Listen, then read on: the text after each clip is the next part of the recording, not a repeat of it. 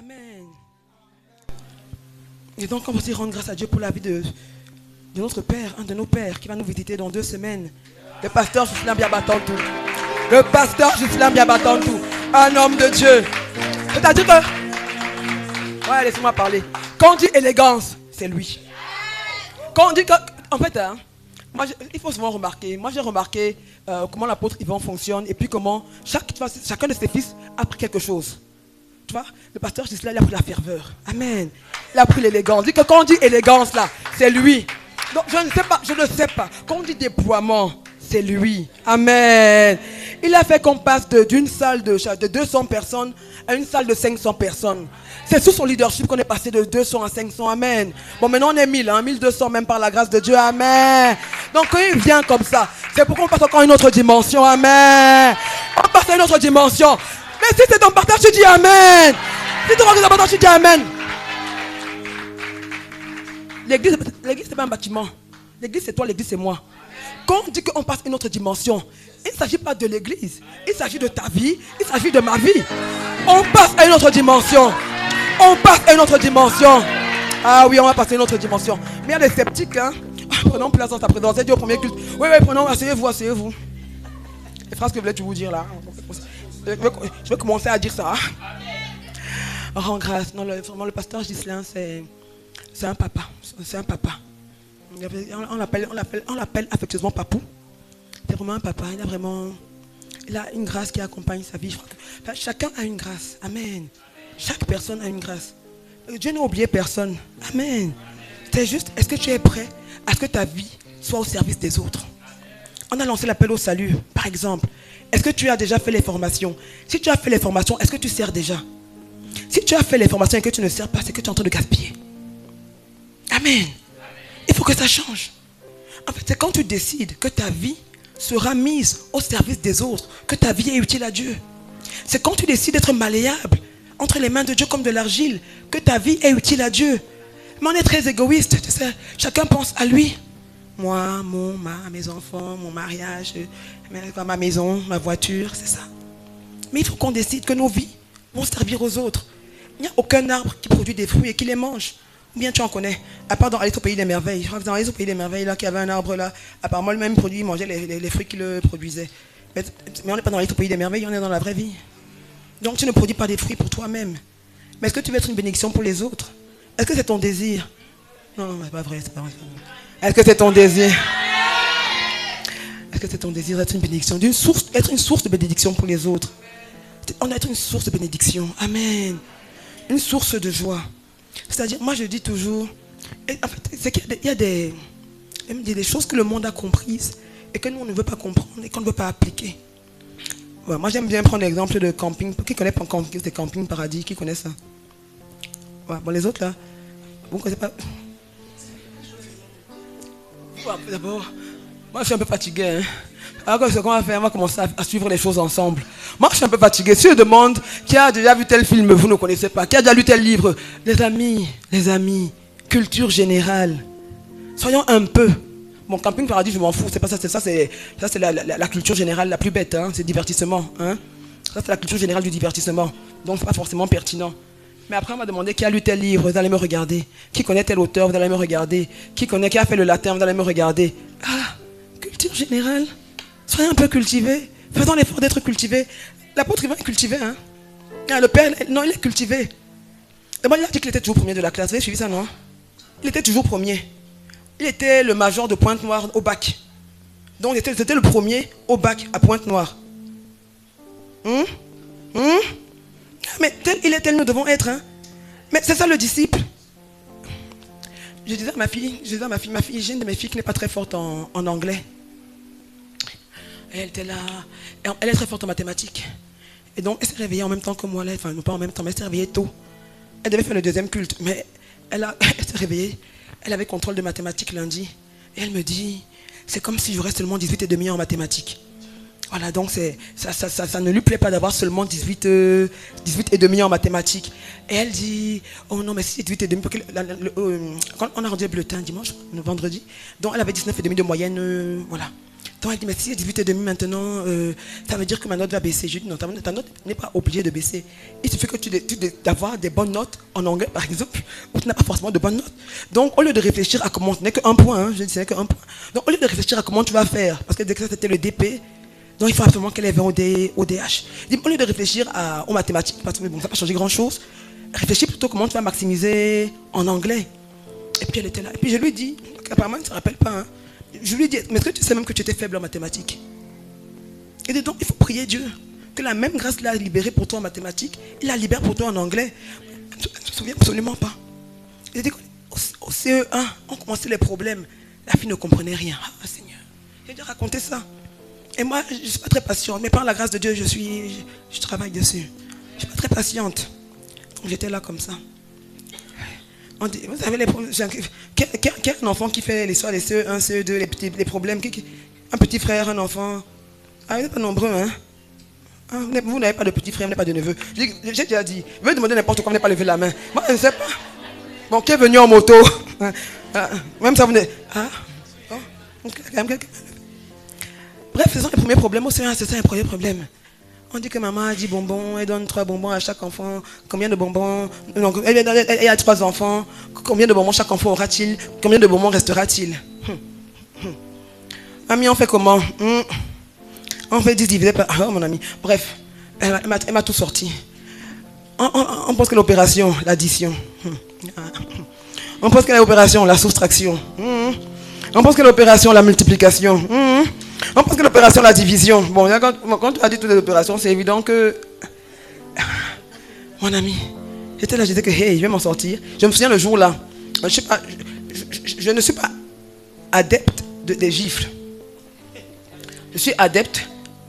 Pas adepte, mais moi je dis que quand on tape un enfant, on lui dit, je vais te taper. Donc on l'avertit, qu'on va le taper. On lui dit, couche-toi pour que je te tape. Moi, je ne suis pas dans les histoires. Je dis aux parents, hein, les histoires que vous dites à l'enfant, que vous courez, on ne court pas derrière l'enfant pour le taper. Hein. Donc, les mamans, ne faites pas ça. Hein. L'histoire que tu cours quoi? Vous courez quoi? C'est le jeu? Non, il ne va pas te prendre au sérieux. Moi, je ne vais pas courir derrière l'enfant pour le taper. Moi, si tu cours, tu vas courir. Ce qui est sûr, c'est que ta maison, tu vas revenir. Moi, je ne sais même pas où tu vas aller. Hein? Mais encore, si tu cours, tu vas courir. Ce qui est sûr, c'est que tu vas revenir. Non, tu vas courir, moi, je vais courir. Non, tu vas quoi? Partir police, c'est ça que nous on joue. Donc, mon ami, donc, les gifles, c'est l'impulsivité.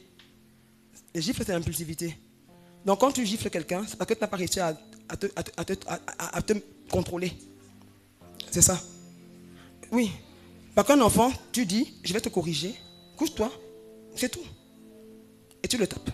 Content, pas content, c'est pas mon problème, mais tu le tapes et il pleure. Voilà, normalement c'est ça. Ah, s'il ne pleure pas, parce que je ne sais pas, il est résistant, peut-être qu'il a trop tapé, moi je ne sais pas. Quand mes filles pleurent, je ne tape pas souvent, mais quand je tape, on pleure. Et en fait, c'est que il n'y a pas beaucoup de surprises. Les parents, l'éducation, c'est un travail. Hein. Donc, c'est pas que c'est au petit bonheur, la chance, tu te réveilles, tu as volé, je sais pas. Donc, c'est que tu as des principes à l'enfant. Et tu lui as déjà dit que si tu enfreins les principes, moi, je vais te corriger. C'est pas qu'il n'y a pas des lois qui sont des lois qui n'existent pas. Et puis, l'enfant fait quelque chose, tu dis que comme tu as fait ça, non, les lois sont connues. Hein? C'est comme au Cameroun, non? Les lois, on connaît les lois. C'est pas quand quelqu'un va faire quelque chose qu'on va dire que c'est défendu. C'est pas ça. Hein? L'enfant doit connaître les lois. Quand il enfreint la loi, il est puni. C'est tout. Il n'y a pas de lois qu'on invente au petit bonheur, la chance. Bref. Donc je travaille avec elle. Le jour-là, vraiment, elle m'a sorti elle a dit division en dernier. Addition, soustraction. Ma main est partie. Je n'ai pas tapé, je n'ai pas giflé comme ça, mais j'ai quand même fait. Et puis, elle est surprise. Après, je ne tape pas. Là, je ne gifle pas. Non, après, je me suis excusé. Hein, parce que j'estime que c'est de la faiblesse. Si tu gifles quelqu'un, tu es faible. C'est tout. Tu es faible. C'est un aveu de faiblesse. Hein? Même si tu n'es pas d'accord, c'est un aveu de faiblesse. Bon, un homme qui tape sa femme, c'est même pas qu'il est faible, c'est qu'il est fou. Oui, c'est de la folie. Oui. Les deux deviendront une seule chair. Tu peux te taper. Non, si tu vois un fou qui tape, non. Si quelqu'un se tape lui-même, tu n'es pas fou. Ah, vous n'êtes pas sûr? Vous n'êtes pas sûr? Si quelqu'un prend la chicotte et commence à se taper, c'est pas la folie. Donc un homme qui tape sa femme, c'est un homme qui est fou. Les deux deviendront une seule chair. Donc toi-même tu te tapes. Tu es fou. Non seulement tu es faible, mais en plus tu es fou. Parce qu'en réalité, les gifles là, tu gifles les plus faibles que toi. En réalité, c'est ça que tu fais. Est-ce que tu peux aller voir, je sais pas, quelqu'un qui fait 3 mètres ou 2 mètres 50, il t'énerve n'importe comment, tu le gifles. Tu peux faire ça, hein? Tu as signé ton arrêt de mort ou de vie, je ne sais pas. C'est pas ça. Hein? Non, en fait, quand tu gifles en général, c'est parce que tu sais que l'autre ne peut rien faire. Donc gifler un enfant, c'est de la faiblesse. Elles sont inconscientes. Non, c'est que, bon, j'ai pas envie de commencer, mais les hommes énervent souvent aussi. Mais oui, mais c'est toujours de la folie de toutes les façons. C'est de la faiblesse, c'est de la folie de toutes les façons. Bref. Donc ma main est partie. Après, pardon. Mais en fait, le point, c'est que après j'ai prié. Donc j'ai prié pour que le Seigneur nous aide. Hein, parce que j'ai le Seigneur. Toi-même, tu vois qu'ici là c'est chaud. Hein, moi, je ne sais pas comment on va faire. Mais en fait, j'avais la volonté. Hein, j'ai téléchargé les vidéos sur YouTube. J'étais au CE1. J'ai téléchargé les vidéos sur YouTube pour voir comment on apprend aux enfants à raisonner. Comment on apprend aux enfants à résoudre les problèmes. Donc j'apprenais moi-même à apprendre à l'aider à résoudre les problèmes. Depuis le CE2, elle est première en mathématiques. CE2, CM1, CM2, 6e, 5e, elle est première en mathématiques. Donc je lui ai dit la même grâce. Mais vous n'acclamez pas. Donc, je parle de la grâce des premiers et je parle de comment faire pour que la grâce des premiers nous localise. C'est de ça que je suis en train de parler. Non, je ne sais pas en fait où tu vas être premier. Je ne sais pas où tu dois être premier. Mais parce que tu sais, quand on dit la grâce des premiers, il y a des gens qui vont se dire que moi je ne peux pas être premier. Moi je suis pas suffisamment intelligent, je suis pas suffisamment fort. Mais je suis en train de te dire que tu n'es pas peut-être suffisamment intelligent, suffisamment fort. Tu t'attends à Dieu. Tu pries Dieu. Elle n'était pas forte en mathématiques. Mais depuis elle est forte en mathématiques. Et depuis elle trouve que c'est normal d'être forte en mathématiques. Elle ne se souvient plus qu'elle n'était pas forte. Quand je lui raconte, c'est comme si c'est moi qui mentais. Bon. Assieds-toi. Donc, je lui ai dit la même grâce que tu as eue pour les mathématiques. Il faut prier pour que ça te localise pour l'anglais. Elle m'a dit Amen. J'ai dit non, ma fille, j'ai dit qu'il faut prier. Il faut prier. Avant, tu étais peut-être petite, tu ne comprenais pas. Maintenant, tu comprends, il faut prier. Donc, ça veut dire que la grâce des premiers peut réellement nous localiser. Donc, ce n'est pas une histoire de non, ça ne me concerne pas. On est à ICC. On est dans une maison où le Père a dit qu'il a la grâce des premiers. Il n'y a aucune raison pour que cette même grâce-là ne nous localise pas. À moins qu'on décide de ne pas être des disciples. En fait, c'est la seule raison pour laquelle la grâce peut ne pas nous localiser. Ou de ne pas l'appeler. Mais on va avoir la foi. Amen.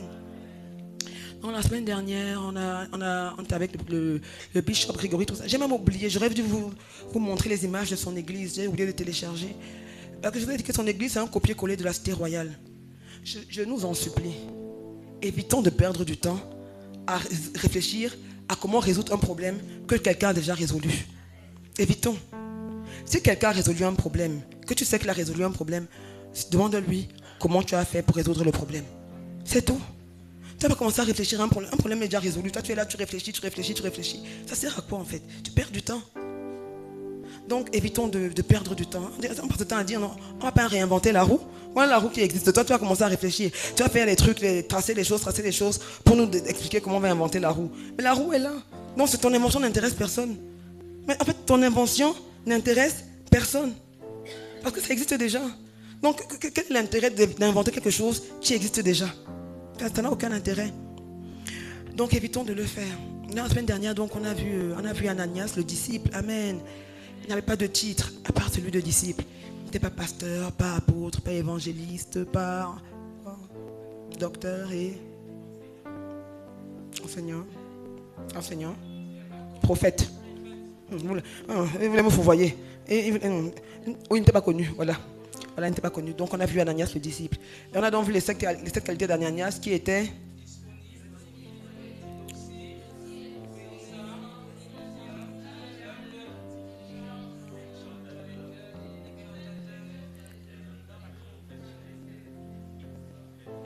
Et pas l'humilité. Vous avez dit, hein? Ah bon, vous avez dit. Ok. Personne n'a entendu, moi, vous crois. Toute une rangée va quand même pas mentir. On vous croit. Non, mais on vous croit. On a vu Ananias, donc Ananias a prié pour Paul, il a permis que Paul guérisse, il a baptisé Paul, il a prophétisé sur Paul, la vie de Paul, amen. Et donc cette semaine, bon, Tristan peut mettre le titre du message, cette semaine on va voir quelqu'un d'autre, le titre du message c'est même quoi. La clé pour bâtir une destinée, amen. Est-ce qu'on peut acclamer le Seigneur? Est-ce qu'on peut acclamer le Seigneur? Donc cette semaine on va voir la vie de quelqu'un d'autre, on va voir la vie de Barnabas, amen. Donc Barnabas signifie... Mais ceux qui étaient même là au premier culte, vous ne savez pas. Hey. Hein? Hey. Mais, quand même un peu bizarre, hein? Non, Barnabas signifie fils de l'exhortation. Et on a dit que exhortation voulait dire... Et ça vient du grec. D'accord. Et para, c'est... Les gens du deuxième culte en ensemble. Les gens du deuxième culte en ensemble. Para veut dire... Le deuxième culte, para veut dire... Ecclésis veut dire... C'est bien, c'est dans le premier culte.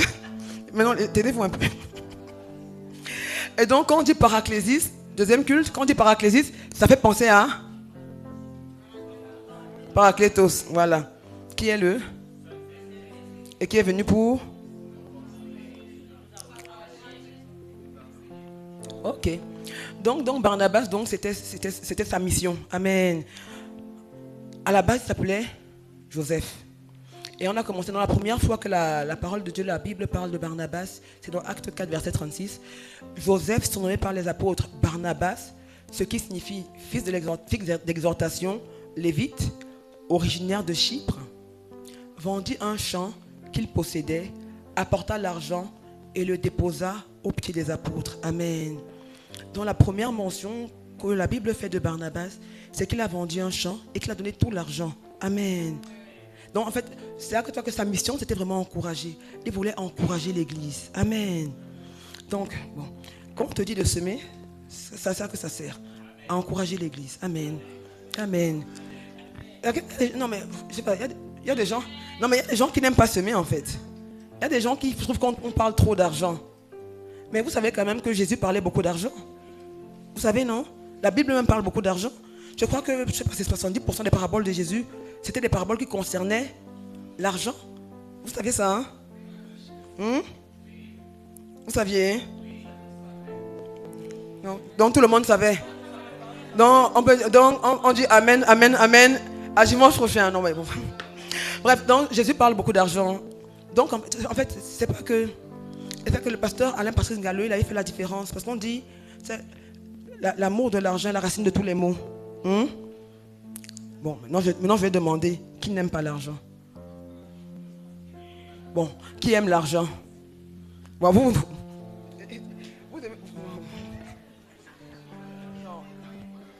Il dit qu'il y a des gens qui sont... Non. Bon, je recommence. Qui n'aime pas l'argent? Ok. Qui aime l'argent? On ne peut pas être neutre. On ne peut pas être neutre. Soit on aime l'argent, soit on n'aime pas l'argent. Ceux qui lèvent la main, vous vous situez où exactement?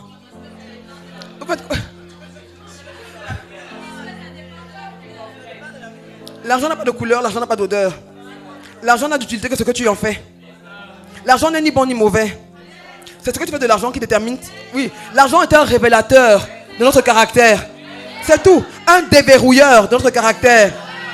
Oui, parce qu'on aime son père comme si les pauvres étaient gentils. Les pauvres ne sont pas forcément gentils.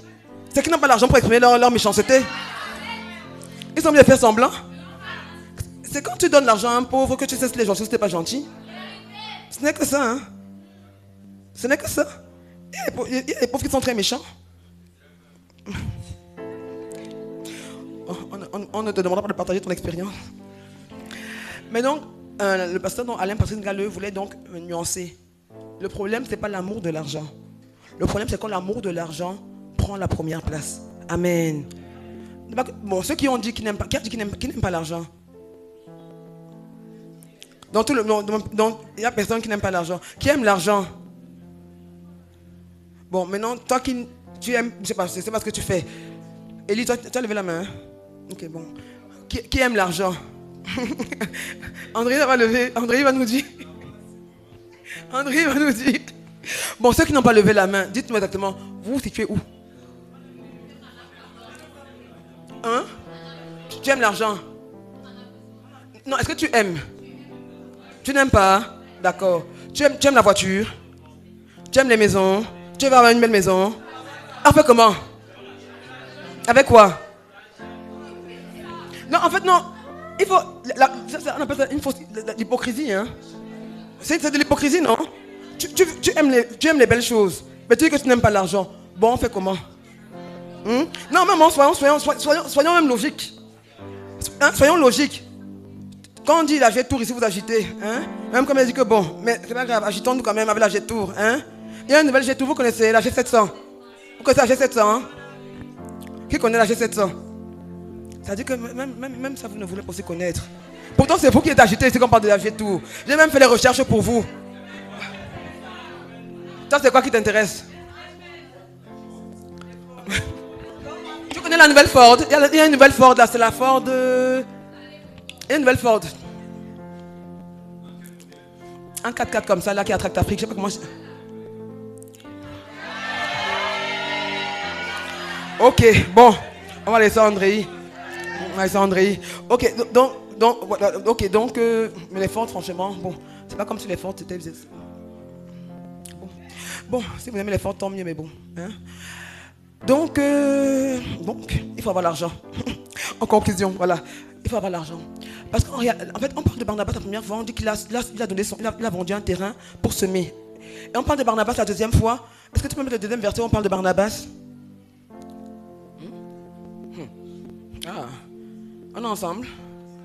Le deuxième verset où on parle de Barnabas, pas le deuxième verset que j'ai envoyé.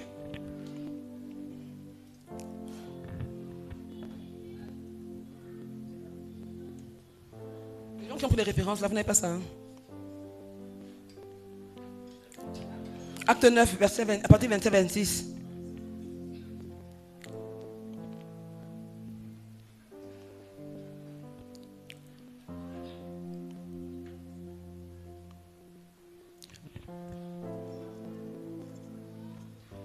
Là, on parle de Saul. Lorsqu'il se rendit à Jérusalem, Saul tâcha de se joindre à eux, aux disciples, mais tous le craignaient, ne croyant pas qu'il fût un disciple. Alors Barnabas, l'ayant pris avec lui, le conduisit vers les apôtres et leur raconta comment sur le chemin, Saul avait vu le Seigneur, qui lui avait parlé, et comment à Damas, il avait prêché franchement au nom de Jésus. Donc en fait, ce qui fait que Barnabas donc, ait la légitimité de parler aux apôtres, c'est qu'on sait que c'est quelqu'un qui s'aime. On sait que c'est quelqu'un qui s'aime, quelqu'un qui est généreux avec l'Église. Donc il y a des légitimités, que ce soit à l'Église ou dans le monde, hein, qui ne vont s'acquérir qu'au travers de tes semences.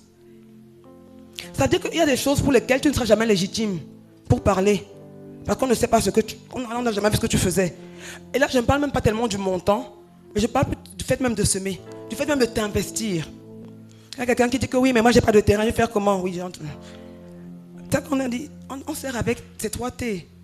Les talents, les trésors et le temps. Et toi, tu dis que tu n'as pas le trésor.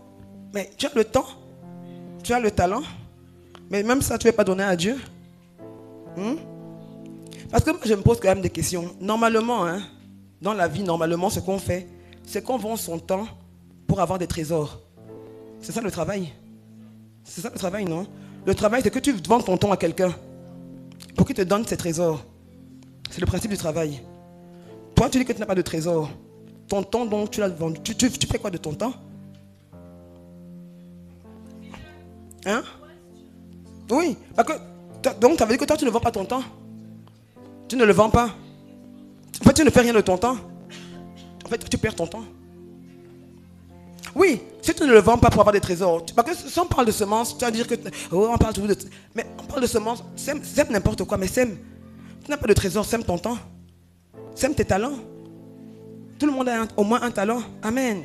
C'est ce que la parabole des talents nous enseigne. Elle nous fait comprendre que tout le monde a au moins un talent. Et l'histoire de la veuve de Sarepta nous fait comprendre que ce que tu n'as pas, tu dois aller le chercher. Parce qu'en fait, ce que tu n'as pas et dont tu as besoin. Donc, il faut d'abord savoir ce dont tu as besoin. On aime souvent dire, il y a l'analyse SWOT. Vous connaissez l'analyse SWOT? Ah, au moins ça. Non, c'est pas seulement force et faiblesse. Oui. Voilà. Comment vous connaissez? Donc, on dit non, il y a les forces, il y a les faiblesses, les opportunités, les menaces. Et on aime souvent faire croire que tu dois travailler tes faiblesses. Mais ce n'est pas pertinent de travailler ses faiblesses. Ce n'est pas toujours pertinent de travailler ses faiblesses. Vous allez perdre des gens ici. Hein. Bon, je ne sais pas si on est combien être ensemble. Je donne un exemple. Hein. On va prendre quelqu'un comme Michael Jackson. Sa force était chant danse, c'est ça, non? Il avait souvent beaucoup de faiblesses, n'est-ce pas? Quel aurait été l'intérêt pour lui de travailler ses faiblesses? Quel est l'intérêt d'apprendre à écrire? Quel est l'intérêt d'apprendre à conduire? C'est quoi l'intérêt? Ça aurait eu un intérêt? Si on t'avait dit qu'il avait écrit un livre, ça aurait eu un intérêt? Est-ce que ça aurait eu un intérêt? Donc l'intérêt pour lui était de faire quoi? Travailler ses forces. C'est ça, non? Même quand on dit qu'on va être les premiers, si tu travailles tes faiblesses, est-ce que tu seras forcément premier? Maintenant, en fait, ça c'est même d'abord un autre enseignement, ce qui n'a rien à voir, c'est un enseignement que j'aime sur la gestion des finances, mais c'est pas grave, et l'entrepreneuriat. Maintenant, il y a des faiblesses que tu peux avoir, qui sont réellement des faiblesses pour toi. On va prendre maintenant quelqu'un qui est, disons que tu es quoi? Tu es entrepreneur, et tu veux avoir des investisseurs. Tu ne sais pas t'exprimer. C'est une faiblesse que tu dois travailler. Donc là, ça devient pertinent de travailler sa faiblesse.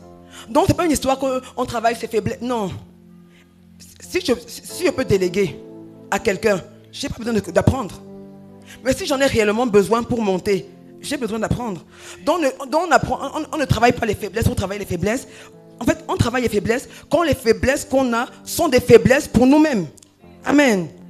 Vous comprenez, non? Comme j'ai dit à ma fille qui dit qu'elle va être banquière, qu'elle va je sais pas faire quoi. Tu dois apprendre l'anglais en fait. Sinon, tu ne vas jamais travailler pour un organisme international. Ce sera une faiblesse. Ce sera une faiblesse pour toi-même. C'est ça, non?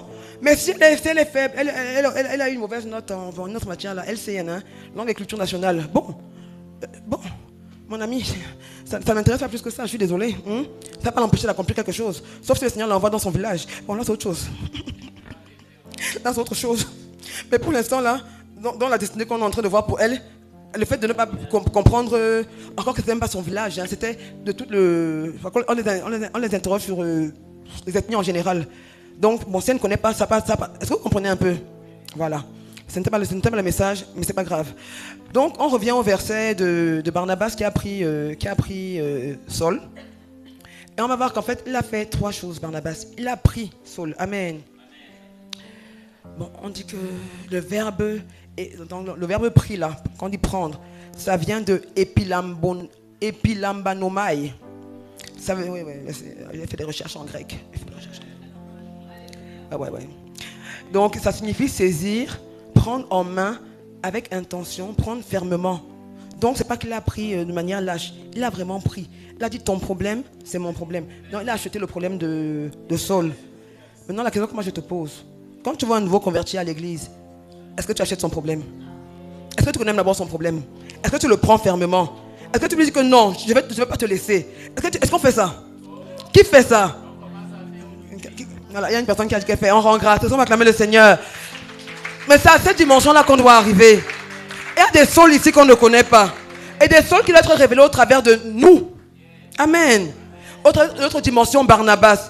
On doit devenir des encourageurs, des personnes qui challengent, des personnes qui exhortent, des personnes qui prennent fermement. Je ne veux pas te lâcher. Tu fais un dimanche, tu ne le vois pas. Tu étais où? Tu fais un dimanche, il ne décroche pas au téléphone. C'est-à-dire que tu vas chez lui. Yes. L'apôtre Ivan était violent. Hein? L'apôtre Ivan dit que chaque vendredi, quand il était le frère Ivan, il allait chez le pasteur Christian. Il avait sa petite voiture, je ne sais pas quelle voiture, c'était la Clio, je crois. Chaque vendredi, il allait chez le pasteur Christian pour exhorter la famille. Donc le pasteur Christian, le frère du pasteur Christian et leur maman. Chaque vendredi, il allait là-bas. Pasteur Christian, quand on l'a envoyé à Bruxelles, il vivait à Paris. Il avait posé tous ses jours de congé vendredi. Donc vendredi matin, il prenait l'Eurostar. Je ne sais pas si c'était l'Eurostar à l'époque. Bon bref, il prenait le train. C'est pas l'Eurostar, c'est le Thalys. Il prenait le train pour aller à Bruxelles. Donc tous les vendredis, il allait à Bruxelles. Il fait ADP. Samedi, il fait l'entretien. Dimanche, il fait le culte. Il rentre chez lui. Pendant je ne sais pas combien d'années. Parce qu'il travaillait à Paris. Il y a un prix à payer. Et il faut que nous payions le prix. Il y a des hommes, des âmes pour lesquelles... En fait, il y a des âmes que le Seigneur nous envoie. Et en fait, ce n'est pas une personne, ce n'est pas un groupe qui va s'en occuper. C'est toi, c'est moi. Il y a des gens qui t'attendent de toi. Il y a des gens qui t'attendent de toi et qui ne m'attendent pas moi.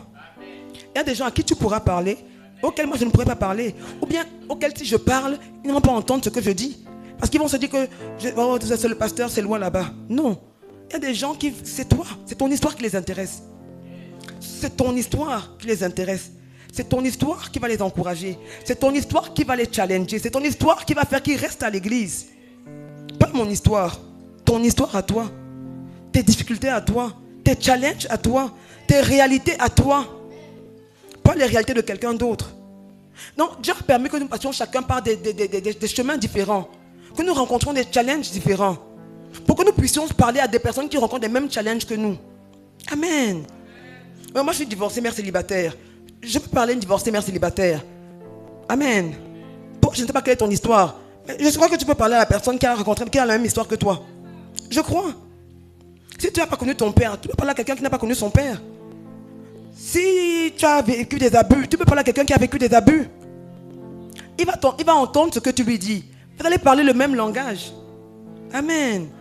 Donc ton histoire est importante. Donc Barnabas a pris Saul. Après ce que Barnabas a fait, c'est que Barnabas l'a conduit aux apôtres. Donc le but de Barnabas, ce n'était pas de s'accaparer de Saul. Ce n'était pas de dire, à l'église, là, il y a des gens qui sont comme ça. Ah, il y a les clients de ça ici. Au premier culte, tu n'étais pas là, au deuxième culte, tu es là. Il y a des gens comme ça. Toi, tu prends quelqu'un. Au premier culte, tu étais là. Les frères qui prennent les sisters, tu es évangile, la sister, selon ton évangile. Elle ne connaît pas l'évangile selon Jésus, elle connaît selon Marc, non. Selon Jean, non. Selon Matthieu, non. Elle connaît l'évangile selon toi.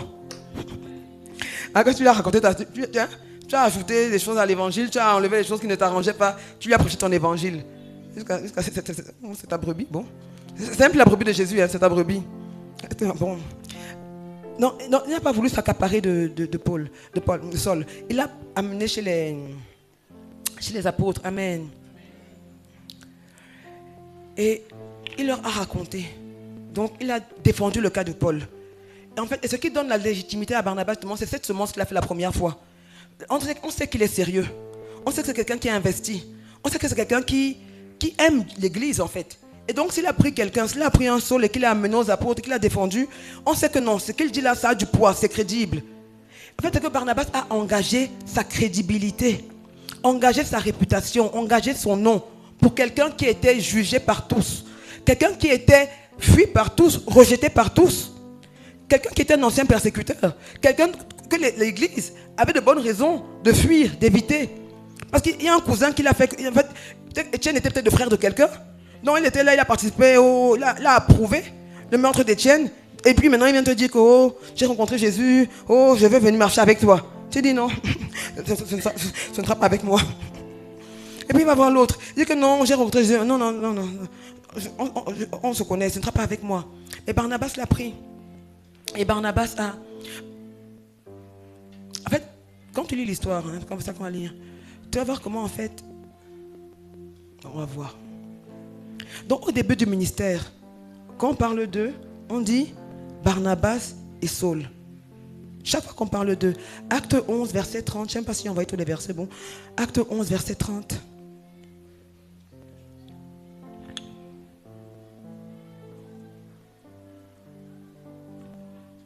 Ils le firent parvenir aux anciens par les mains de Barnabas et de Saul. Acte 12, verset 25.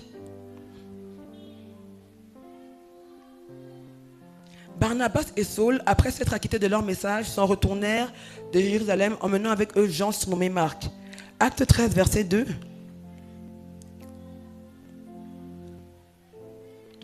Pendant qu'ils servaient le Seigneur dans leur ministère et qu'ils jeûnaient, le Saint-Esprit dit, mettez-moi à part Barnabas et Saul pour l'œuvre à laquelle je les ai appelés. Amen. Et puis à partir d'un moment, à partir de Acte 13, verset 43, et à l'issue de l'assemblée, beaucoup de juifs et de prosélytes pieux suivirent Paul et Barnabas. Ce n'est plus Barnabas et Saul. C'est devenu Paul et Barnabas. Paul est passé devant Barnabas. Et Barnabas a accepté que quelqu'un que j'ai pris hier, aujourd'hui, devienne plus grand que moi. Est-ce que nous sommes prêts à accepter que quelqu'un qu'on a pris, quelqu'un qu'on a conduit, quelqu'un qu'on a enseigné ait un plus grand ministère que le nôtre, ait un nom plus grand que le nôtre? Il faut une certaine humilité pour le faire. Amen. Et Barnabas avait cette humilité-là. Et en fait, on n'a jamais... En fait, c'est vrai que tu vois que la Bible, c'est subtil. Hein? On ne dit pas qu'il y a eu un changement de leadership. On n'a pas écrit. Hein? Donc, tu peux lire ça, tu ne remarques pas. Mais en fait, les choses ont changé. Acte 14, verset 14. Les apôtres Barnabas et Paul... Hein? On a dit Barnabas et Paul ici, c'est bizarre. Dans ma version, ce n'était pas ça. Peut-être que ça dépend des versions. Donc, acte 15, verset 2, quelqu'un dit, hé, la tata là, elle mentait. Acte 15. Paul et Barnabas eurent avec eux une vive discussion. Donc, en fait, le leadership a changé de camp. Et il y a une histoire où Paul et Barnabas ne se sont pas entendus. Oui, c'est l'histoire de... Voilà. Acte 15, 36 à 41. Quelques jours s'écoulèrent après lesquels Paul dit à Barnabas, retournons visiter les frères dans toutes les villes où nous avons annoncé la parole du Seigneur pour voir, on va d'abord s'arrêter là, pour voir en quel état ils sont. Est-ce que vous lisez ça? Retournons visiter les frères pour voir en quel état ils sont. Donc ce n'est pas une histoire que quelqu'un est venu à l'église, après tu l'as abandonné. Il retourne visiter pour voir est-ce qu'ils grandissent, pour voir est-ce qu'ils s'attachent à la parole. C'est ça qu'il faut, on continue. Barnabas voulait emmener aussi Jean, surnommé Marc. Mais Paul jugea plus convenable de ne pas prendre avec eux celui qui les avait quittés depuis la Pamphylie et qui les avait point accompagnés dans leur œuvre. Ce dissentiment fut assez vif pour être cause qu'ils se séparèrent l'un de l'autre. Barnabas prenant Marc avec lui, s'embarquant pour l'île de Chypre. Paul fit choix de Silas et partit, recommandé par les frères à la grâce du Seigneur. Ils parcourent, voilà, en fait. Donc, ils ont eu un différend. Ils ont eu un malentendu. Même pas un différend. Ils se sont séparés. Non, Paul, en fait, je ne pense pas... Est-ce que quelqu'un avait forcément tort? Est-ce que quelqu'un avait forcément raison? Bon, c'est discutable. Mais en fait, le nom, c'est Barnabas. C'est que ce que personne n'avait vu chez Paul ou chez Saul, Barnabas l'a vu. Ce que personne n'a vu chez Marc, Barnabas l'a vu. Donc, Paul a décidé que Marc ne valait plus la peine. Parce que Marc est tombé. Parce que Marc nous a abandonnés. Il y a des gens qui rétrogradent. Et après, tu décides qu'ils n'en valent plus la peine. Ce n'est plus la peine d'investir en eux. Ils ne méritent plus de marcher avec nous. Paul était assez intransigeant. En fait, Paul était dur avec lui-même. Les gens qui sont durs avec eux-mêmes sont très souvent durs avec les autres. Paul disait, c'est Paul qui dit que je traite durement mon corps. Donc, Paul était dur. Et donc, Paul n'a pas voulu donner une deuxième chance à Jean appelé Marc. Mais Barnabas, parce que lui, c'est son ministère. Son ministère s'est encouragé. Son ministère s'est relevé. Son ministère, en fait, s'est challengé. Et la parole de Dieu dit, il n'éteindra point le lumignon qui fume. Il ne cassera pas le roseau brisé. Et ça, c'est Jésus. Parce que c'est le ministère que Jésus a. En fait, Barnabas ne te voit pas par rapport à ce que tu as fait. Par rapport à ce que tu es. Il te voit comme tu dois être. Exactement comme Jésus nous voit. Jésus ne nous voit pas comme nous sommes. Il ne nous appelle pas par nos fautes. Non. Il prophétise sur nous. Et il y a des maris qui vont prophétiser sur leur femme ici. Il a dit qu'il y a des maris qui vont prophétiser sur leur femme ici. Et il y a des maris qui vont prophétiser sur leur femme. Hier, on était à un mariage et le pasteur Paul disait... il y a les clients de ça ici. On était à un mariage et le pasteur Paul disait 13 ans de mariage. Il n'a jamais levé la voix sur sa femme. Il paraît qu'il y a un jour, sa femme a des problèmes de retard. Elle est souvent en retard. Maman Laura. Elle est souvent, comme beaucoup de femmes. Bon, moi j'ai horreur du retard, donc c'est pas comme moi. Oui, j'ai horreur du retard. Voilà. Oui. Quand on dit ponctualité là, on met ma photo à côté. Moi, j'étais tellement ponctuel qu'un jour, je suis arrivé en retard à l'église. Il y avait un événement de femmes. L'événement était prévu, je crois, à 15h. Et moi, je croyais que c'était 16h. Donc, je suis arrivé à 16h. Et quand j'arrive, c'est Tata Andy et Tata Rose qui m'attendent. Elles disent, Tata Mireille, c'est comme si je connaissais la vraie heure. J'ai dit, la vraie heure commence, c'était pas 16h. Elle dit, non, c'était 15h. Mais finalement, on a dit que ça commence à 16h. Je n'aime pas, je n'aime pas le retard. Mais j'ai dit, les problèmes de retard, là, c'est un problème du CM2. Je vous ai expliqué ça, non? C'est vous qui avez sauté le CM2, vous n'avez pas bien compris le CM2. C'est vous qui arrivez en retard. Au CM2, on a résolu ce problème. C'est pas ça, hein? que Toto doit arriver à l'église à 10h, sachant que le trajet pour aller à l'église fait 30 minutes, qu'il y a souvent les embouteillages de 15 minutes, à quelle heure doit-il quitter sa maison pour arriver à l'heure? C'est pas ça, hein? C'est pas ça qu'on faisait au CM2. Vous n'avez pas d'enfant, pas de petit frère, pas de neveu, vous ne vous souvenez pas du CM2, vous n'avez pas fait le CM2. Vous n'avez ni enfant, ni petit frère, ni neveu, vous n'avez pas fait. Les problèmes là, vous ne vous en souvenez plus. Ah, oui, même au CM1 on faisait ça. Donc après on commence à dire que le retard toléré de... Bon bref, c'est ça. Bon après, donc tu sais que tu as quitté ta maison à 9h15 pour arriver à 10h, c'est ça non? 30 minutes de trajet, 15 minutes d'embouteillage. On dit que sachant que Toto met souvent 30 minutes pour s'apprêter, à quelle heure doit-il commencer à s'apprêter? 8h45. Sachant que Toto, avant de s'apprêter, prend le petit déjeuner et achète le pain, nanana, ça fait 30 minutes. À quelle heure doit-il aller acheter son pain? 8h15.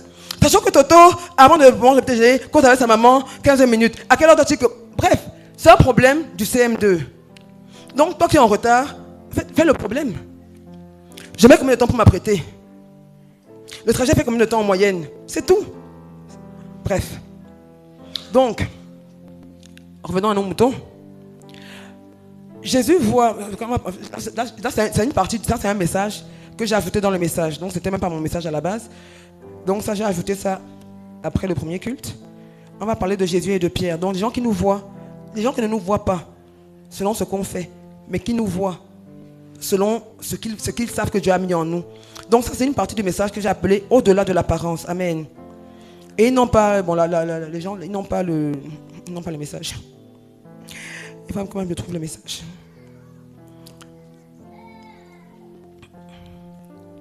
Au-delà de l'apparence. Quand Jésus rencontre Simon, à la base il s'appelle Simon, Jésus lui dit, tu es Simon, fils de Jonas, mais tu seras appelé Céphas, ce qui signifie Pierre. Simon, c'est l'instabilité. Quand Jésus le voit, Jésus ne l'appelle pas par son instabilité. Jésus lui prophétise sur lui qu'il sera appelé Pierre. Et Jésus et Pierre vont marcher ensemble pendant 3 ans. Amen. Et Pierre, moi j'ai vu, après chacun, Pierre avait situé 3 problèmes. Un des problèmes de Pierre, c'était il n'était pas focalisé, il n'était pas concentré. C'est pour ça que quand Pierre marche sur l'eau, il regarde à Jésus au début, mais après il voit le vent, après il voit la mer qui se déchaîne, il est distrait, il manque de focalisation et il commence à s'enfoncer. Pierre n'est pas focalisé. Un autre problème de Pierre, c'est l'impulsivité. Pierre était impulsif. C'est pour ça que quand on vient arrêter Jésus, Pierre sort l'épée pour trancher l'oreille du serviteur qui arrête Jésus. C'est ça, non? Non? Vous n'êtes pas d'accord, hein? C'est ça, ok. C'est pour ça que quand Jésus lui dit qu'il doit mourir, Pierre prend Jésus à part. Il dit, mais il le gronde, hein? Il le reprend. Donc, toi-même d'abord, je ne sais pas si tu peux me reprendre, mais imagine un peu. Jésus, viens un peu. Jésus, viens un peu. Qu'est-ce que tu racontes comme ça? Tu dis que tu vas mourir comment? On te dit que c'est toi qu'on attendait. Non, on te dit que tu vas mourir. Tu meurs pour que nous on fasse comment? Il était impulsif. Mais ça arrive souvent. Hein. Moi, le pasteur m'a dit la dernière fois que quelqu'un l'a repris là-bas à l'église. Donc, bon, ça n'est pas encore arrivé. Peut-être que je vais encore vivre. Peut-être qu'il n'est pas encore là, celui qui va me reprendre. Donc Pierre était impulsif. Le 3e problème de Pierre, c'est que Pierre avait peur. C'est pour ça qu'il a renié Jésus. C'est pour ça, non? Comme c'est pas pour ça. Hein? Mais mon ami, il voit comment on est en train de maltraiter Jésus. On lui dit que toi tu étais avec lui. Mais si tu dis oui là maintenant, c'est quand Jésus vit là, tu vas vivre ça. Mais non, il a dit non, je ne connais pas moi. Et tu vois, quand Jésus revient, en fait c'est ça le ministère de l'encouragement. Il n'éteint pas le roseau qui fume, le mignon qui fume. Il ne casse pas le roseau brisé. Quand Jésus revient, il ne dit jamais à Pierre, toi tu m'as renié. Il n'a jamais dit ça. Non, moi, ah Seigneur, que Pierre vienne un peu. Tu t'agites depuis, tu t'agites. On te dit que Satan vous a réclamé pour vous crier comme du froment. On dit priez, vous ne priez pas. Non, moi j'allais te récupérer. J'allais te le récupérer. Hein. Quand on te dit priez, vous ne priez pas. Hein? Je viens une fois, je dis priez, vous dormez. Je pars, je reviens, vous dormez. Je pars, je reviens, vous dormez. Tu t'attendais à quoi? Et je te dis que tu vas me renier, tu discutes. Voilà, tu m'as renié, tu m'as pas renié. Tu as alors fait quoi? Bon, moi c'est ce que j'allais faire. Mais Jésus, c'est pas ce qu'il a fait. Jésus a demandé à Pierre 3 fois. Pierre a renié Jésus 3 fois. Et Jésus lui demande 3 fois, Simon, fils de Jonas, m'aimes-tu? 3 fois Jésus lui demande, m'aimes-tu? 3 fois Pierre dit, Seigneur, tu sais que je t'aime. Seigneur, tu sais que je t'aime. Seigneur, je t'aime. Il ne décourage pas Pierre. Il n'accuse pas Pierre. Il ne condamne pas Pierre. En fait, parce que souvent on lit la Bible et puis quand on te dit que Jésus est bon, peut-être que tu ne vois pas la bonté de Jésus. Mais là tu vois, quelqu'un qui t'a renié, tu ne l'accuses pas. Tu ne lui fais pas de reproches. Et tu lui confies ton église. À lui l'instable. Tu lui dis, tu es pierre, sur cette pierre je bâtirai mon église. À lui qui t'a renié, à lui qui t'a abandonné. Tu lui dis ça. En fait, ça nous montre la bonté de Dieu. Et j'aime beaucoup l'histoire aussi du père du fils prodigue. Voilà, il ne brisera point le réseau cassé. Il n'éteindra point le mignon qui fume. C'est ça que Jésus fait. Il voit le réseau qui est cassé. Le réseau, il ne le brise pas. Il dit qu'il y a de l'espoir pour lui. Et c'est dans Job. Dans Job, il dit, c'est Job qui dit, il y a de l'espoir pour un arbre abattu. Donc Job est conscient. Il dit, en fait, si Dieu permet qu'on écrive qu'il y a de l'espoir pour un arbre abattu, à combien plus forte raison pour toi et pour moi? Amen. C'est ce que Dieu fait en fait. Et le père du fils prodigue, c'est pas tout dans mes notes, hein, mais quand son fils revient, on dit qu'il a enlevé sa bague. Il a donné à son fils. Ton fils qui a dilapidé, on ne commence même pas par il a dilapidé. Parce qu'il faut commencer par le commencement. Je suis vivante. Tu me demandes ton héritage. Je ne te donne pas. Mon ami. Non, tu veux que je meure? Mon ami, comment? L'héritage de quoi? Tu as travaillé. Je vais travailler, moi je ne sais pas. Hein? C'est quel genre d'enfant? Bref. Lui a donné. Le gars l'a dilapidé. Il revient. Le père l'accueille. Fait tuer le veau gras. Enlève sa bague. Met la bague à son fils. La bague, en fait, vous savez, à l'époque là, la bague, c'était avec le sceau, il y avait les armoiries des familles. Donc, ça avait la bague qu'on signait. Donc, en fait, c'est comme si on te donne la carte de crédit. Bon, moi, comme ça là, même si tu n'as rien fait, même pas donner ma carte de crédit. Mais si tu as dilapidé mon... Mais en fait, je sais pas comment, c'est ça le mystère de l'encouragement. C'est que tu crois en la personne. Tu ne la vois pas par rapport à ses fautes. Tu ne la juges pas par rapport à ses fautes. Tu ne l'appelles pas selon ce qu'elle a commis. Non, tu vois plus que ça. Tu vois ce qu'elle doit être. Tu vois ce qu'elle doit faire. Tu vois ce qu'il y a en elle. Et tu sais que tu es là pour que ce qui est en elle là arrive à manifestation. En fait, c'est ça le ministère d'encouragement. C'est ça le ministère d'exhortation. Et c'est ce ministère-là que nous tous, nous devons exercer. Je dois voir mon frère le challenger. Je dois voir mon frère. Tu sais, il y a des gens qui disent que moi je n'ai rien, je ne suis rien. Non. On a tous quelque chose. On a tous quelque chose. Mais en fait, c'est ce que Jésus faisait et c'est ce que Barnabas a fait. Et l'histoire a prouvé que Barnabas avait raison. Des années plus tard, quand Paul est en prison, il écrit à Timothée, je ne sais pas si vous avez il écrit à Timothée et il dit, envoie-moi Marc, car il m'est utile. Luc seul est avec moi. Prends Marc et amène-le avec toi, car il m'est utile pour le ministère. Donc des années plus tard, des années après que Paul ait refusé de prendre Marc avec lui, Paul reconnaît que ce Marc-là lui est utile pour le ministère. Ce Marc-là, c'est celui qui écrit l'évangile selon Marc. Ce Marc-là n'a jamais parlé de Barnabas, mais c'est Barnabas qui l'a pris sous son aile. C'est Barnabas, quand personne ne voulait de lui, qui l'a recueilli. Il y a des gens qu'on doit recueillir quand personne ne veut d'eux. Il y a des gens qui sont rejetés par la société, c'est nous qui devons les recueillir. C'est l'église qui doit les recueillir. La vision numéro 1, le point numéro 1 de la vision du CC, être un centre de refuge. C'est le point numéro 1 de la vision du CC. Un centre de refuge. Un centre où quelqu'un vient ne se sent pas jugé. Quelqu'un vient ne se sent pas condamné. Quelqu'un vient ne se sent pas accusé. Peu importe ce qu'il a fait. Même s'il t'a volé par le passé, tu lui donnes une deuxième chance. Tu lui donnes une deuxième chance. Parce que Dieu, c'est ce que Jésus a fait pour nous. On ne l'a pas trahi. Combien de fois on est tombé dans le péché? Combien de fois on est retourné à ce qu'on avait vomi? Combien de fois on a dit non? Il y a une sister ici là. Combien de fois tu as barré le gars? Après tu as encore appelé le gars. Ou le gars t'a appelé, tu as encore répondu. Et vous êtes retombé dans les mêmes bêtises que ce que vous faisiez hier. Pourtant tu avais pris la ferme résolution devant Dieu que tu ne le ferais plus, que c'était la dernière fois. Il ne t'a pas condamné. Il ne t'a pas accusé. Non. Quand tu lui as demandé pardon, il t'a pardonné. Quand tu l'as appelé, il est revenu à toi. Il est revenu, il t'a reprise dans la boue du péché dans laquelle tu étais. Et il a commencé à te laver. C'est ce que nous devons faire. Arrêtez d'accuser, arrêtez de juger.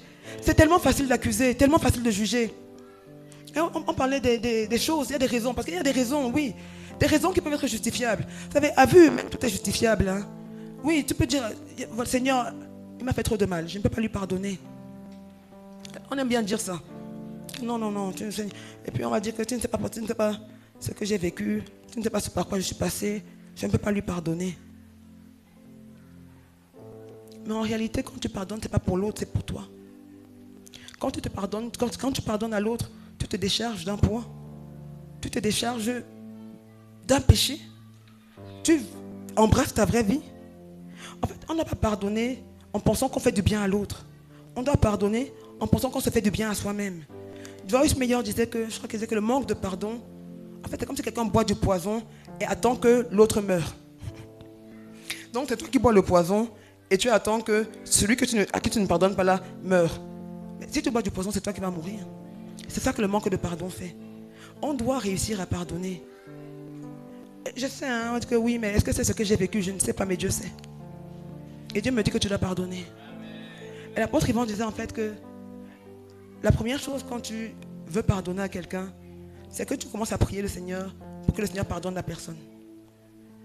Parce que oui, souvent il savait ce qu'il faisait, mais souvent il ne savait pas. Quand Étienne est lapidé, Étienne n'a pas dit, oh Seigneur, le feu. Étienne a dit, non. Parce que quand tu dis Jésus, on va dire que c'était Jésus. Mais Étienne, c'était Étienne. On le lapide. Tu te posais beaucoup de questions. Hein. Les pierres, mon ami. Quand on dit on lapide, mon ami, on te lance les pierres, est-ce que tu meurs?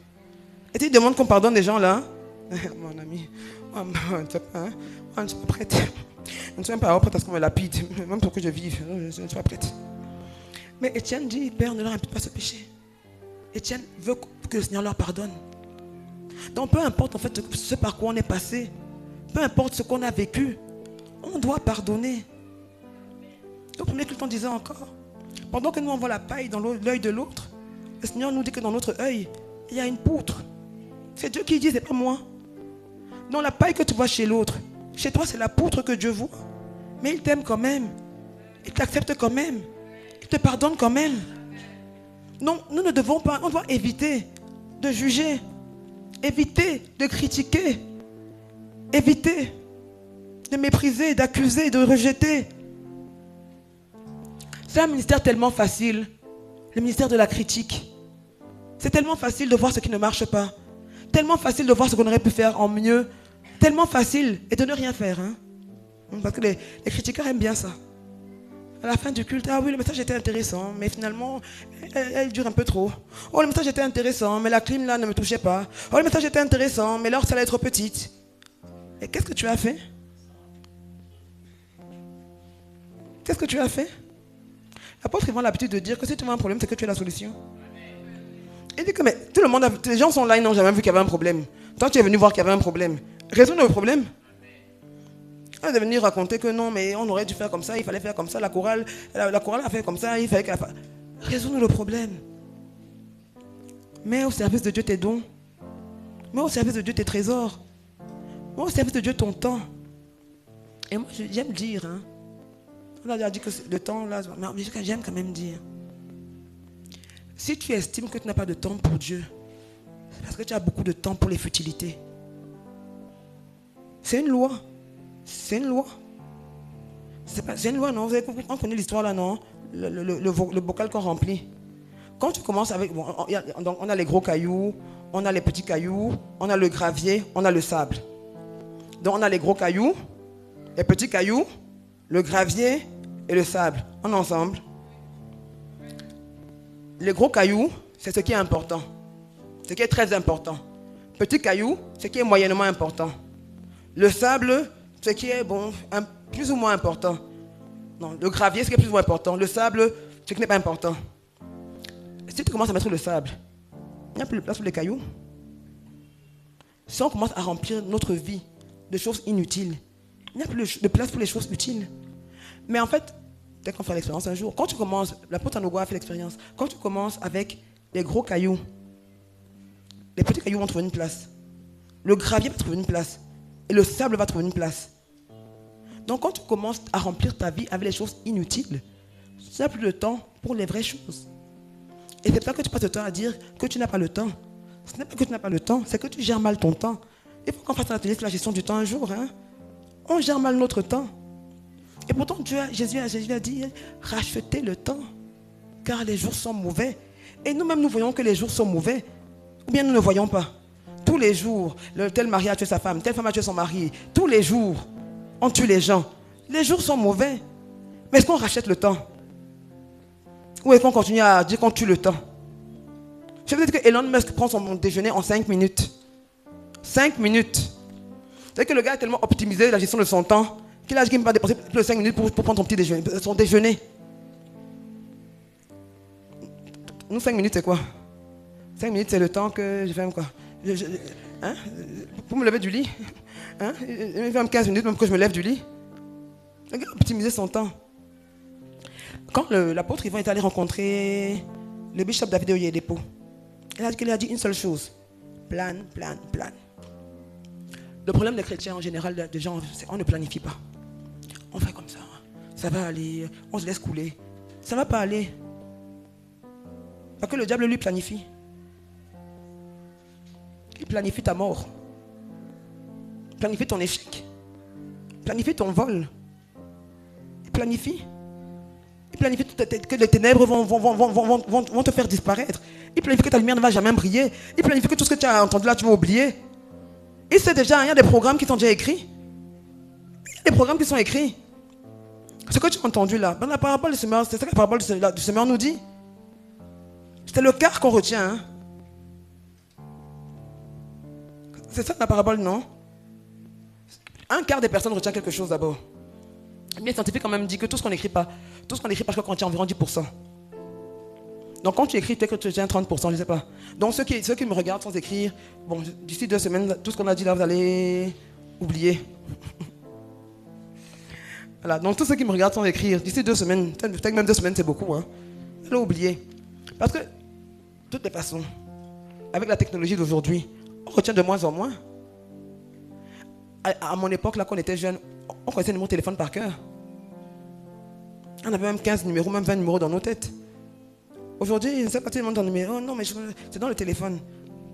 On ne retient plus rien. Date d'anniversaire, on ne retient plus. Les versets bibliques, on ne peut pas retenir, on n'a jamais appris.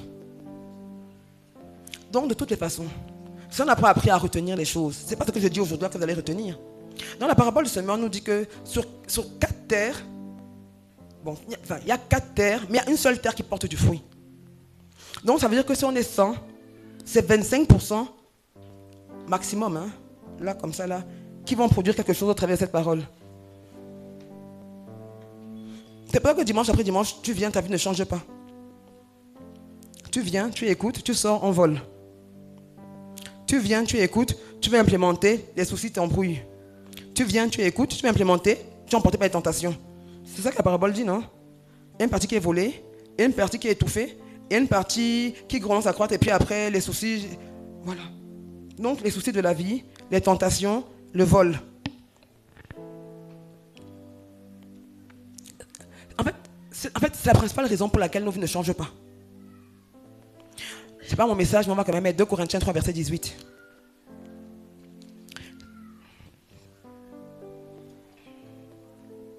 Nous tous qui le visage découvert contemplant un miroir, la gloire du Seigneur, nous sommes transformés en la même image de gloire en gloire, comme par le Seigneur l'Esprit. Donc en fait, pour être transformé, il ne faut pas écouter, il ne faut pas lire, c'est même pas méditer, c'est plus que ça, c'est contempler. On ne sait pas contempler. L'apôtre Yvon, dans son livre sur la ceinture de la vérité, il a parlé de ça. Donc il a parlé de 4 façons en fait de faire que la vérité devienne une ceinture. Parce que la ceinture, c'est ce qui prend les reins. Les reins, c'est la profondeur. Donc quand la Bible dit les reins, c'est la profondeur de ton être. Les reins peuvent être assimilés au cœur. C'est la profondeur. Amen. Non, même si tu n'es pas d'accord, c'est ça. Ou alors, même si tu n'es pas d'accord, on va admettre que c'est ça. Après, tu vas aller faire ton débat. Voilà. Donc, les reins peuvent être assimilés à la profondeur. Donc, pour que la vérité devienne ta ceinture, ça veut dire en fait que tu es plus conscient de la vérité que de la réalité. Tu es plus conscient de la vérité que de la... Il y a une sister. Elle me dit que elle a mal au sein, Qu'elle n'a pas fait d'examen, mais qu'elle a peur. Mais tu as peur comment? Comment tu fais pour avoir peur? On n'a pas encore fait d'examen. Tu as déjà peur. Donc en fait, tu es en train d'inviter l'esprit de mort. Le diable, hein, dans le royaume des ténèbres, l'éclaireur, c'est la peur. Donc en général, la terreur de Dieu, c'est là que Dieu envoie sa terreur. Donc quand le diable envoie sa peur, Dieu envoie sa terreur. Donc ce qu'on envoie en premier, c'est l'esprit de peur. Donc, quand j'ai eu peur, je me suis caché, j'ai eu peur, la peur. Donc tu as peur. Tu n'as encore rien, mais tu as déjà peur. Mes amis, exposons-nous à la vérité. Hein. Exposons-nous à la vérité. En fait, tu dois être tellement conscient de la vérité que peu importe ce que tu vis. En fait, ça ne veut pas dire que tu t'en fous en fait. C'est comme de l'eau sur les plumes du canard. Ça glisse. Oui. Ah oui, on peut acclamer. C'est d'être tellement conscient de la vérité que peu importe les verdicts qu'on te donne, de maladie, de mort, tu ne trembles pas. Tu dois être conscient. Quand tu suis commandé au matin, il a parlé d'une dame qui avait le cancer du sein. Elle a témoigné. Chaque matin, elle parlait à sa maladie. Chaque matin, elle parle à son sein. Chaque matin, elle parle au cancer. Elle lui rappelle qu'il est illégitime dans sa vie. Elle lui rappelle qu'il n'a pas de place sur elle. Elle lui rappelle que Jésus a porté ça il y a 2000 ans à la croix de Golgotha. Elle lui rappelle qu'il va disparaître. Elle sait que c'était qu'une question de temps pour qu'il finisse par disparaître. Elle est retournée faire les examens, le cancer avait disparu. On doit être conscient de la vérité. Mais on doit être conscient. On doit appeler la vérité à manifestation.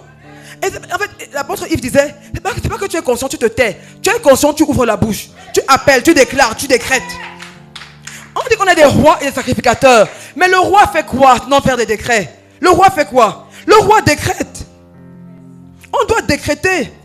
On dit que Dieu s'est reposé le 7e jour. Mais il s'est reposé pourquoi? Est-ce qu'il était fatigué? Donc tu as dit, oh, j'ai bien travaillé, j'ai fait une petite sieste, je suis fatigué. C'est ça, hein? Il s'est reposé parce qu'il sait que le pouvoir de la création, il a donné à l'homme. Il a transmis le relais à l'homme, le bâton, le témoin à l'homme. J'ai fini de créer, à ton tour de créer. À ton tour de parler, à ton tour d'appeler, à ton tour de décréter, à ton tour de commander, à ton tour de dominer. C'est pour ça qu'il s'est reposé. On doit commander. L'apôtre Yvan disait, même si tu ne pries pas avec commande au matin, expose-toi. Même si tu commandes, expose-toi. Exposons-nous à la vérité. C'est que la vérité doit tellement te remplir. Après la loi de la saturation. Tu es tellement rempli. Quand on te dit que moi je sais ce que je sais. Je sais que je sais que je sais que je sais que je sais. Mais quand on dit que ce n'est qu'une question de temps, l'apôtre Yves te dit, quand il disait que mon Dieu pourvoira tous mes besoins, il dit dans tout il y a tout. Dans tout il y a. Pendant qu'il disait ça, on était en train de l'expulser de sa maison. Mais aujourd'hui, c'est le même apôtre Yves qui te dit qu'il a un compte où il y a 100 millions, un compte où il y a 50 millions, un compte où il y a 20 millions, un compte où il y a 5 millions. Et que quand lui donne la dîme, il ne compte pas. Il ne donne pas la dîme que, oh, sur les 100 millions, je prends 10 millions. Sur les 50 millions, je prends 5 millions. Sur les 20 millions, je prends 2 millions. Sur les 5 millions, je prends 500 000. Il ne compte pas sa dîme comme ça. Il vide un compte, il donne à Dieu. Parce qu'il a appelé à l'existence les choses qui n'existaient pas comme si elles existaient. Parce qu'il a annoncé dans le commencement ce qui doit arriver. Le même pouvoir qu'il y a, ce pouvoir qu'on a. On doit appeler à l'existence des choses qui n'existent pas. Qu'est-ce que tu veux voir? Mais appelle ce que tu veux voir. On a le droit de commander et d'être obéi. Pourquoi on ne l'exerce pas? Pourquoi on est endormi? Pourquoi la réalité domine sur nos vies? Et tu acceptes que ça domine. Et tu dis que le Seigneur ne fait rien pour moi. Il ne va rien faire pour toi. Devant la mer rouge, Moïse a commencé à crier, Seigneur, Seigneur. Mais Dieu lui a dit, mais qu'est-ce que tu as dans la main? Tu as le bâton de commandement, commande. Mais commande. Commande que la mer s'ouvre. On dit qu'on n'a pas la foi. Ah, Jésus a dit, hein, est-ce que quand il va revenir, il trouvera la foi? Parce que la foi vient de ce qu'on entend. Ce qu'on entend vient de la parole de Dieu. Mais on ne s'imbibe pas de la parole de Dieu. Trop occupé à regarder Netflix. Trop occupé à suivre les séries. À suivre les derniers divers de Muriel Blanche, Coco Emilia et je ne sais qui d'autre. On doit avoir quelle foi quand on n'est pas rempli de la parole de Dieu? Quel est le miracle que tu veux voir? C'est simple, hein? Tu veux voir un miracle d'enfantement. Tu lis des histoires, tu lis. Sarah a accouché, amen. Rebecca a accouché, amen. S'il l'a fait avec Sarah, s'il l'a fait avec Rebecca, il peut le faire avec moi, amen. Donc moi je crois. Il a dit que cette personne va enfanter. Moi je crois que peu importe ce que les médecins ont dit. Ils ont dit stérilité. Mais mon Dieu dit fécondité. Le verdict humain ne va pas me limiter. Il ne va pas me commander. Il ne va pas me restreindre. Moi je vais vivre ce que Dieu a dit que je vais vivre. Je dis que je vais vivre ce que Dieu a dit que je vais vivre. Pas moins. Je ne serai pas en dessous de ces standards divins. Je refuse d'être en dessous des standards divins.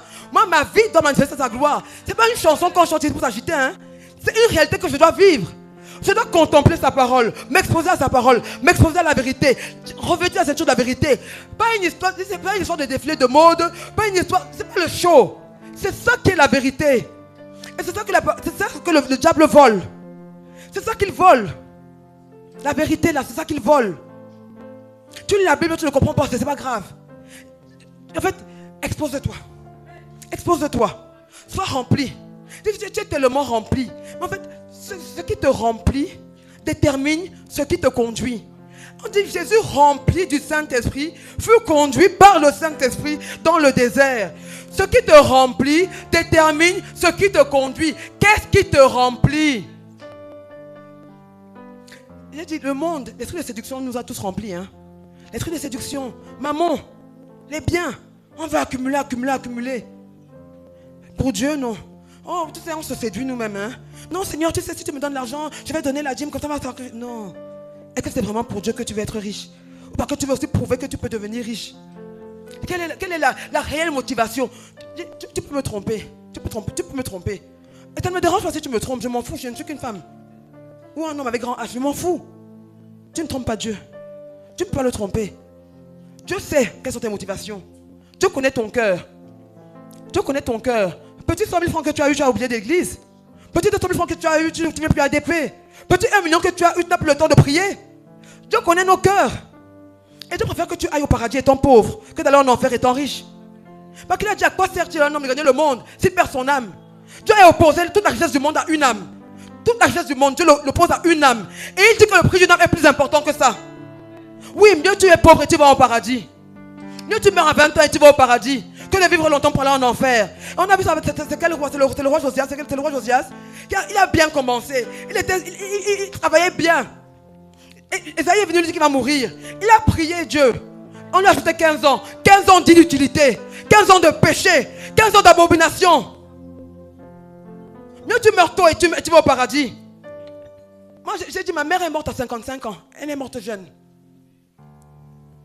Et je me souviens, ma belle-mère m'avait dit que ta mère n'a pas voulu nous écouter.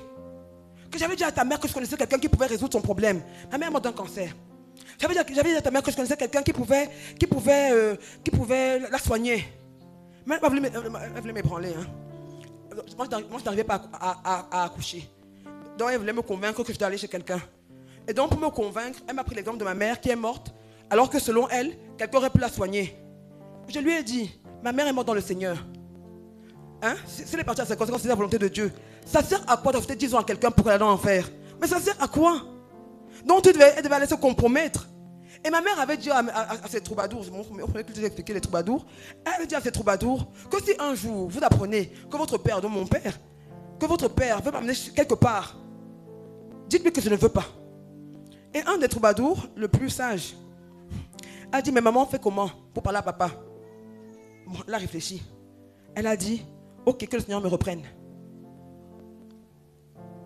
C'est ça la foi. Je ne vais pas vivre une vie que le Seigneur ne m'a pas donnée. Je ne veux pas manger un argent qui vient du vol.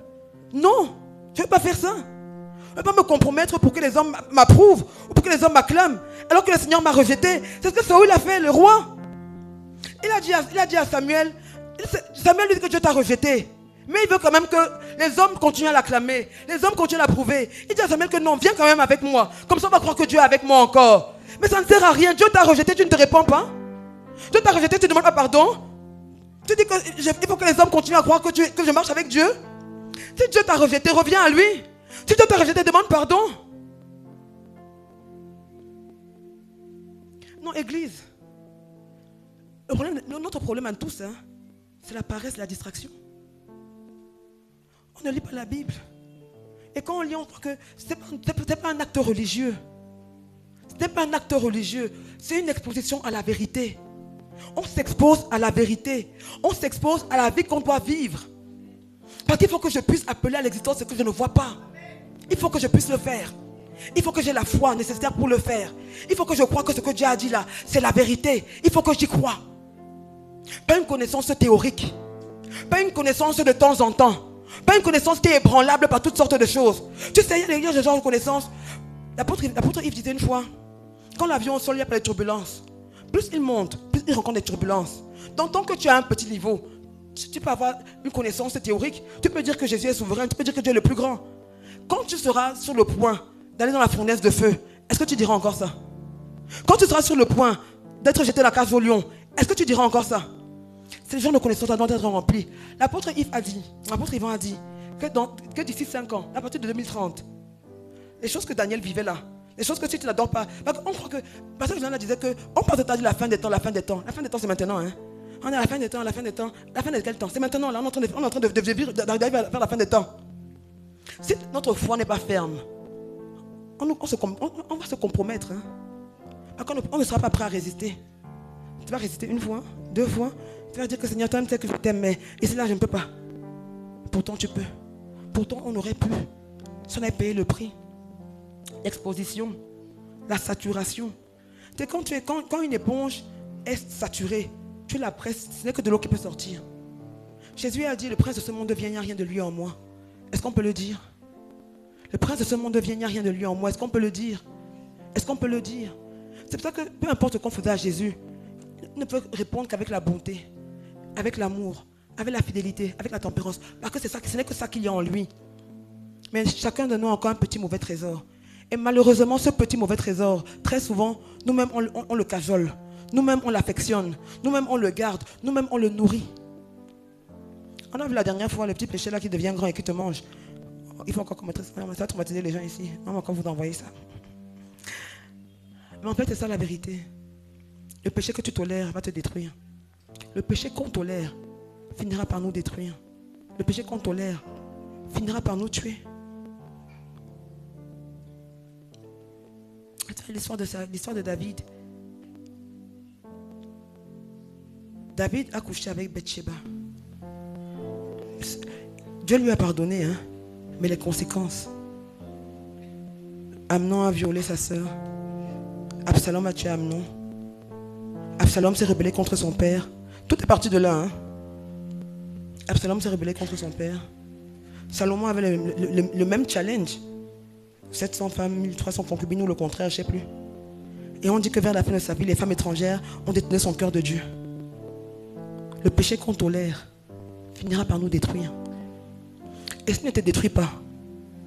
Parce que tu sais, il y a des gens qui disent que oh non, moi ça va, je gère. Il détruira ta progéniture. Il n'a pas détruit David, hein, mais il a fait du mal à Salomon. S'il ne te détruit pas, ce sont tes enfants qui vont payer le prix. Ce sont tes enfants qui vont mourir parce que tu tolérais un péché, un flirt. Quelqu'un qui ne s'intéresse même pas réellement à toi. Tu es là, tu n'es même pas la titulaire. Tu es la roue de secours. Tu es la copine qu'on appelle qu'on s'ennuie. C'est à cause de lui que tu veux mourir? C'est à cause de lui que tu veux exposer tes enfants? Vraiment? Vraiment? La masturbation, c'est à cause de ça que tu vas aller en enfer? 5 minutes de plaisir? Mais c'est réellement à cause de ça que quelqu'un va aller en enfer? 5 minutes? Bon, 10 minutes si tu veux, je sais pas, peu importe. C'est réellement ça qui va te conduire en enfer? Quoi, la pornographie? C'est ça? Parce que tu regardes des gens qui couchent ensemble. Et tu vas aller en enfer à cause de ça? L'enfer est effroyable, hein? Il y a un monsieur là qui a vu l'enfer. Et pasteur te dit, il aimait beaucoup parler de ça. Et il te dit, le monsieur là, je ne sais pas combien de temps il a vu en enfer. Il dit que chaque respiration est une souffrance. Donc quand tu inspires, l'air est chaud, l'air te brûle les narines. Il dit qu'il y avait un démon qui avait des lames sur tout le corps. Le démon qui a les lames sur tout le corps te prend, t'embrasse. Toutes les lames là te blessent la peau. Il te passe un autre démon. Il avait projeté contre le mur. Tous tes os se broient, mais tu ne meurs pas. Tu souffres, mais tu es là. Ce n'est pas un jour, ce n'est pas 2 jours, ce n'est pas une semaine, ce n'est pas un mois, c'est l'éternité. On va réellement risquer d'aller là-bas à cause de quoi? À cause de quoi? Alors que le Seigneur nous dit même que, mais il a dit à ses disciples, vous n'avez encore rien demandé. Donc, je sais pas, qu'est-ce qu'on veut réellement que le Seigneur ne va pas nous donner? Il a donné ce qui est le plus précieux, il a donné Jésus. Qu'est-ce qu'il peut nous refuser réellement? Le mariage? L'argent? Il ne peut rien nous refuser, pourvu qu'il ait la première place. Mais nous ne voulons pas. Église, je nous en supplie. Je nous en supplie. Ressaisissons-nous. En fait, ce n'est pas une histoire de la fin des temps. C'est une histoire de... On peut mourir n'importe quand. N'importe quand. Ne te dis pas que tu as le temps. Ne te dis pas que tu vas le faire demain, que tu vas le faire plus tard, que non, tu vas réfléchir, que ça concerne les vieux, ça concerne les personnes. Non. On meurt à tout âge. On meurt à tout âge. On meurt à 20 ans, on meurt à 15 ans. Ne dépensons pas, même si tu as 15 ans. Ne dépense pas ta jeunesse pour le diable. Ne vis pas la vie pour le diable. Quelqu'un qui veut te tuer, quelqu'un qui veut te voler, quelqu'un qui veut t'égorger. C'est réellement pour lui qu'on va vivre nos vies. Non, je nous en supplie. La chorale peut monter. Il faut que les choses changent. Ibabalana Santa, la Babalana Santa, Lana. Ibabalana Santa, la Babalana Santa, la Babalana Santa, la. Ibabalana Santa, la Babalana Santa, la. Ibabalana.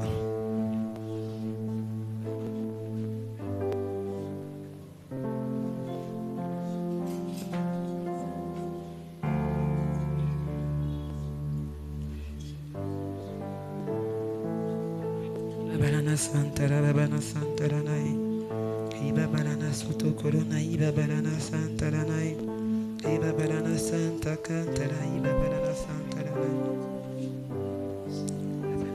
Je me livre totalement.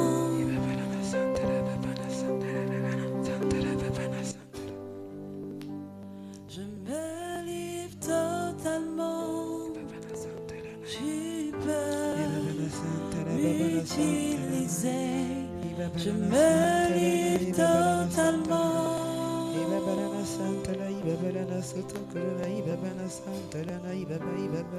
Je me livre totalement. Tu peux m'utiliser. Je me livre totalement. Je me livre totalement. Tu peux m'utiliser. Je me livre totalement.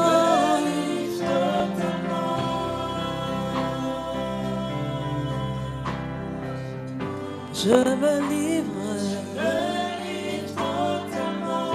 Tu peux.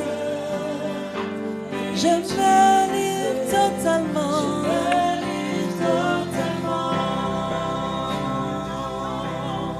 Seigneur, je me livre.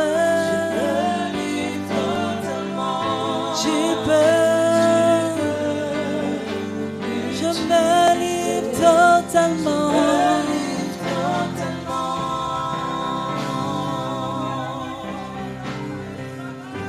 Oh, je me livre totalement. Tu peux m'utiliser. Prends ma vie. Prends mon cœur. Ma vie est entre tes mains. Tout ce que mes pensées se les placent entre tes mains. Prends ma vie, prends mon cœur, prends mon cœur. Comme un sacrifice vivant, tous mes rêves et mes projets, je les place entre. Oui, je me livre totalement. Seigneur, je te livre. livre. Oh, tu peux l'utiliser. Mes rêves, mes projets, je les livre. Oui, je me livre totalement. Tu peux l'utiliser. Je me livre totalement. Oui, je me livre totalement. Tu peux. Oui, je me livre totalement. Seigneur, je me livre totalement.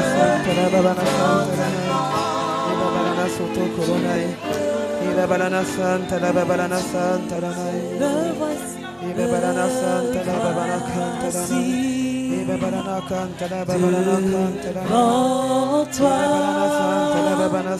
ma vie est entre tes mains. Je veux voir tes désirs se révéler en moi. Me voici, je suis devant toi. Ma vie est entre tes mains, entre tes mains. Je veux voir tes désirs se révéler en moi.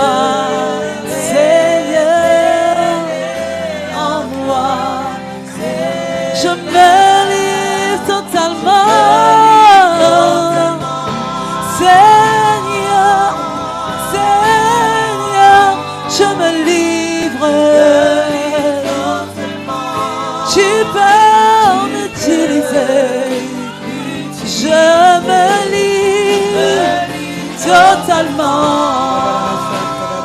Totalement. Je me livre. Tu peux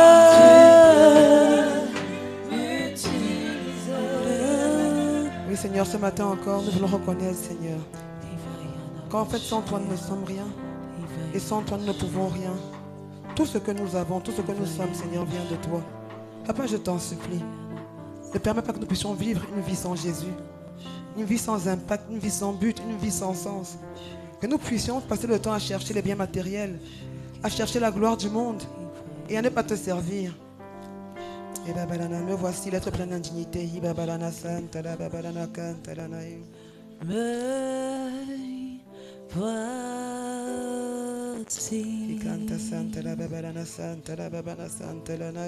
ébloui devant ta face, libre par le don de ta grâce. Me voici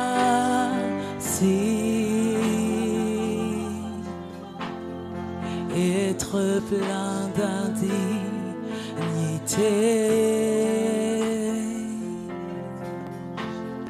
mais par la foi justifié. Me voici, voici ébloui devant ta face, devant ta face. Je suis libre par le don de ta main. Seigneur, me voici devant toi, être plein d'indignité,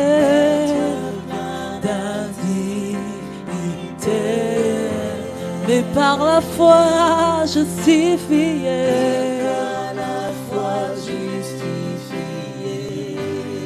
J'ai trouvé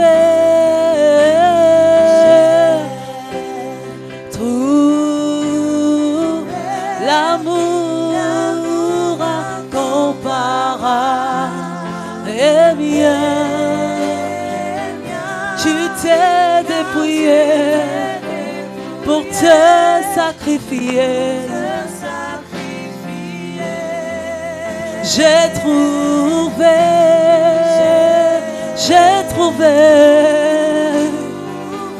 l'amour est bien, car tu t'es dépouillé pour te sacrifier. Reçois la majesté.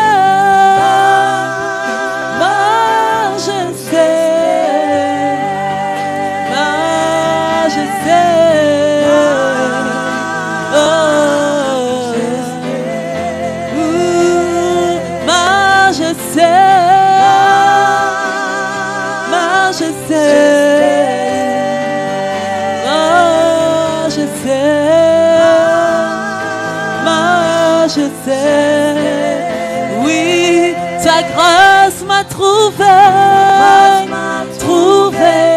tel que je suis. Je n'avais pas de valeur, mais pour toi, perle de prix. Oui, ta grâce m'a trouvé tel que je suis. Sans valeur, mais tu m'as donné majesté, majesté, majesté, majesté. Oh, par ton amour, je suis transformé. En présence de ta majesté, par ton amour, je suis transformé en présence de ta majesté. Oui, par ton amour, je suis transformé. Je suis transformé quand il a ta majesté, majesté, majesté, majesté, majesté. Oui, ta grâce m'a trouvé tel que je suis,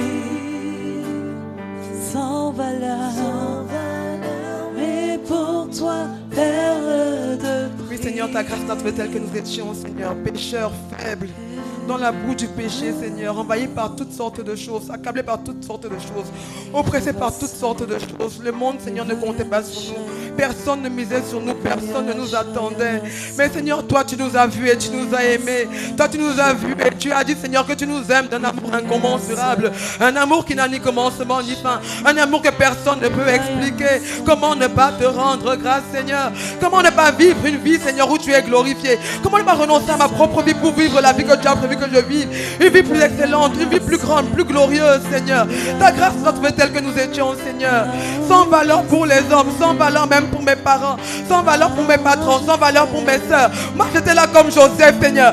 Mes frères m'ont mis dans un puits et ils pique-niquaient, Seigneur. Ils rigolaient autour de moi. Ils avaient décidé de me tuer. Décidé, Seigneur, que j'allais mourir parce que mon destin était trop grand, trop glorieux. Et Seigneur, ils empêchaient de vivre la vie qu'ils voulaient qu'ils vivent. Mais Seigneur, toi, tu n'as pas dit ton dernier mot. Tu n'as pas dit ton dernier mot. Toi, tu as touché le cœur de Ruben.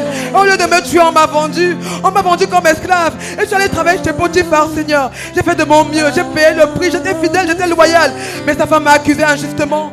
Je me suis retrouvé en prison. Mais jamais je n'ai douté de toi, Seigneur. Moi, je continue à m'attendre à toi. Je savais que tu m'as dit ton dernier mot concernant mon histoire. Je savais, Seigneur, qu'une histoire plus glorieuse devait s'écrire dans ma vie. Seigneur, quand personne ne me calculait, quand personne ne misait sur moi, quand tout le monde détournait les yeux de moi, quand je criais, on me repoussait, comme cette femme à la perte de sang. 12 ans de perte de sang, 12 ans de solitude, 12 ans sans contact humain, 12 ans de rejet, 12 ans de jugement, 12 ans d'accusation. Mais il a suffi d'un toucher, il a suffi d'une rencontre. Seigneur, je t'en supplie, touche quelqu'un ce matin. Tu rencontres quelqu'un ce matin. Rencontre quelqu'un ce matin. Ta grâce m'a prise telle que j'étais, Seigneur.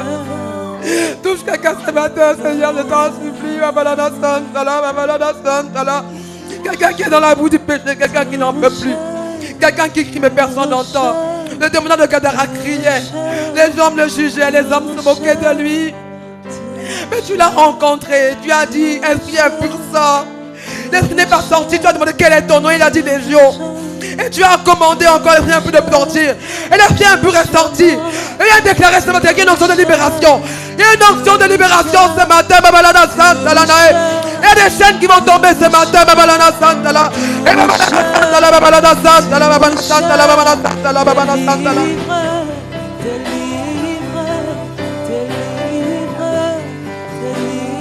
On avait dit que tu étais folle, mais Dieu te dit que tu n'es pas folle. Tu n'es pas folle. Tu n'es pas folle. Tu es oppressé, mais il te libère. Tu es oppressé, mais il te libère. Esprit impur, lâche prise. Lâche prise, esprit impur. Libère-la maintenant. Libère-la maintenant. Libère-la maintenant. Quel que soit ton nom, quelle que soit ton origine, quel que soit la façon dont tu es entré, tu la libères maintenant. Tu lâches prise. Tu lâches prise. Tu lâches prise. Babalana Santa La. Babalana Santa La, Babalana Santa. Il y a puissance dans le nom de Jésus. Babalana Santa La, Babalana Santa La Nae. Babalana Santa La, Babalana Santa La Nae.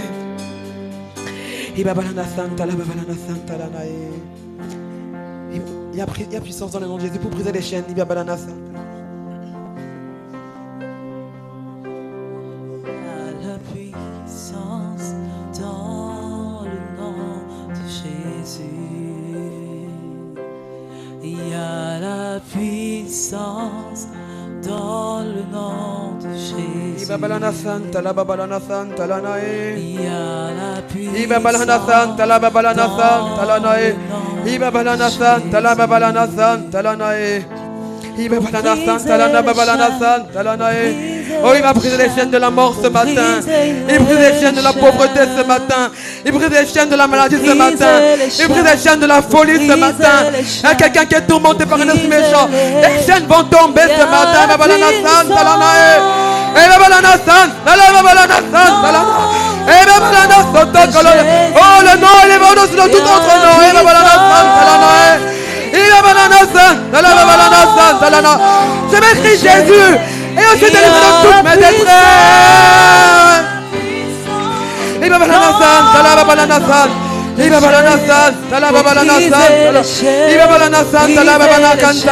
Aucun esprit ne peut résister à ce nom.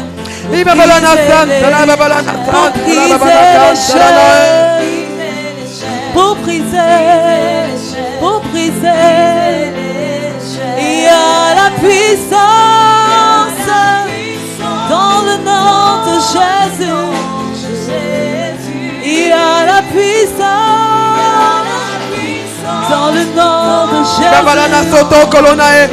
Babalana Santa La, Babalana Santa La Nae. Babalana Santa La, Babalana Santa La Nae. Babalana Santa La Nae. Onction de libération. Babalana Santa La. Esprit de liberté. Esprit de liberté. Esprit de liberté. Esprit de liberté. Et quand Santa La, Babalana Santa La. Babalana Santa La. Il nous a affranchis pour la liberté. Il nous a affranchis pour la liberté. Babalana Santa La, Babalana Santa La Nae. Et quand Santa La Nae. Babalana Soto Colonae. Babalana Santa La. Baba. Et canta Santa la. Balana Santa la Babana Santa la. Balana Santa la Babana Santa. Pour briser le Santa la Babana Santa. Balana Santa la. Balana Santa la Babana Santa la. Balana Santa la Babana Santa la. Pour briser le Balana Santa la Babana Santa la. Eba balana santa la na. Eba balana santa la na. Eba balana santa la. Eba balana santa la na. Eba balana santa la na. Eba balana santa la na. Esprit impur, quel que soit ton nom, quelle que soit ton origine, quelle que soit la porte par laquelle tu es entré, je me tiens dans le sang de Jésus. Et je parle sous le manteau apostolique de mes pères, Yvan et Yves Castanou, pour te réprimer. Esprit méchant, tu es réprimé. Esprit méchant, tu lâches prise. Esprit méchant, tu lâches prise. Esprit méchant, tu lâches prise. Esprit méchant, tu lâches prise. Tu es illégal dans sa vie. Tu es illégal dans sa vie. Jésus a payé sa vie. Jésus a payé sa vie pour la plus appartenir. Elle appartient à Jésus. Elle appartient à Jésus. Elle appartient à Jésus. Elle appartient à Jésus. Tu lâches prise maintenant. Tu lâches prise maintenant. Tu lâches prise. Tu la libères. Tu la libères. Tu la libères. Et Babalana Santa la. Et Babalana Santa la. Et Babalana Santa la. Babalana Santa. Et Babalana Soto Colonna. Babalana Santa la. Et Babalana Santa la. Et Babalana Santa la. Babalana Santa la. Et Canta Santa la. Et Babalana Soto Colonna. Et Babalana Santa la. Et Babalana Santa la. Babalana Santa la. Et Babalana Santa la. Et Babalana Santa la. Je vois les chaînes tomber. Babalana Santa. J'entends les chaînes tomber. Babalana Canta. chaînes tomber.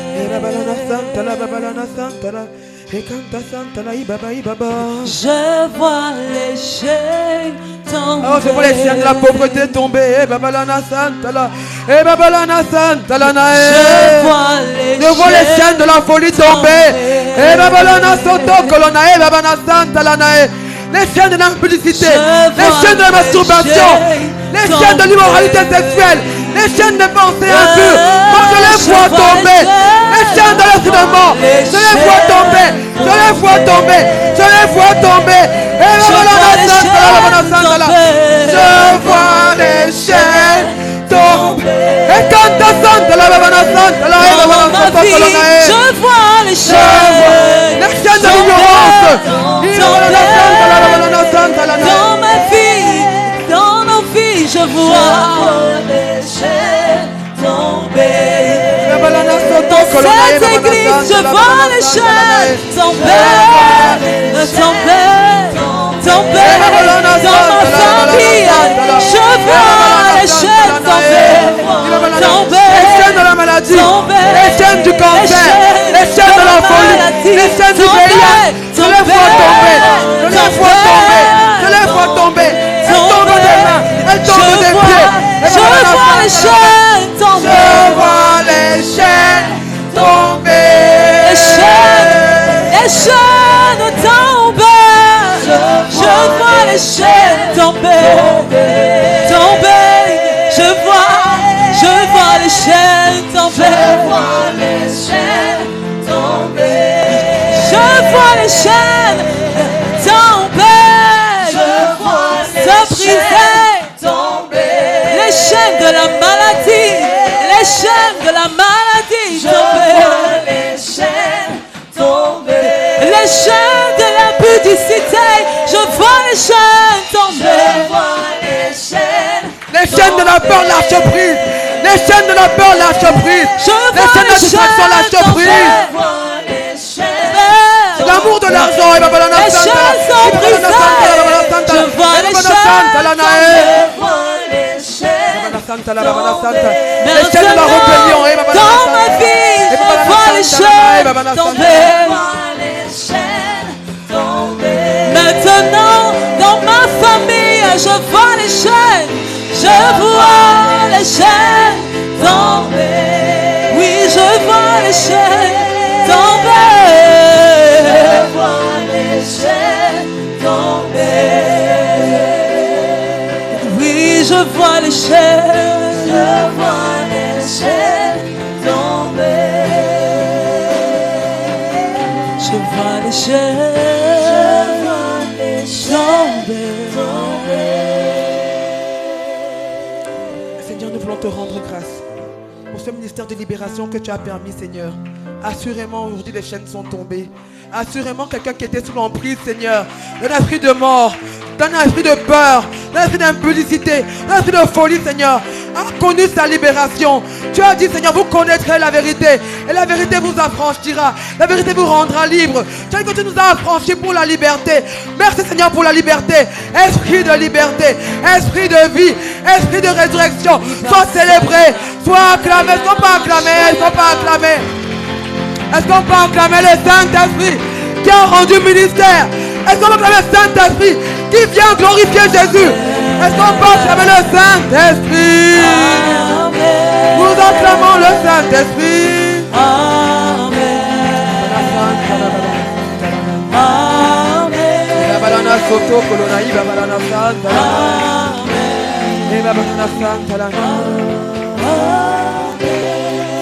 Amen. Amen.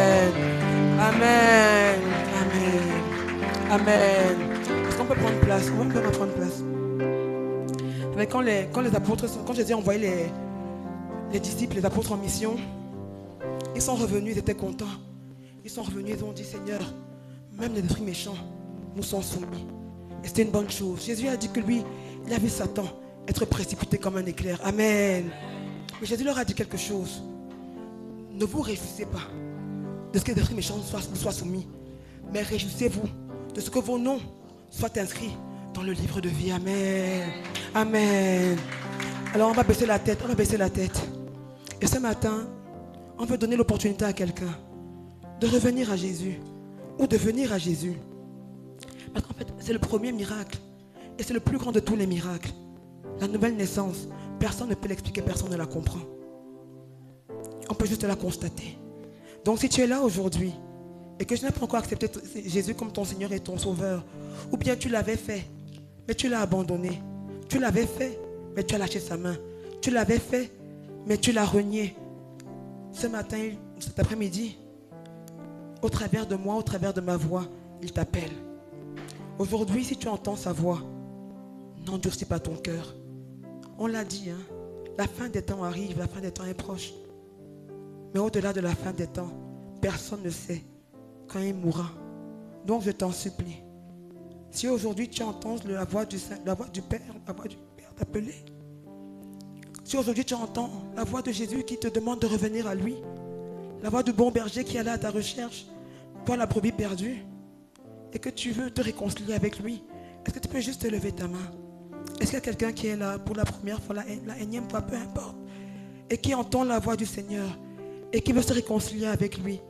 Est-ce qu'il y a quelqu'un qui est là et qui veut accepter Jésus comme son Seigneur et son Sauveur, qui a compris que le tout n'est pas d'être délivré.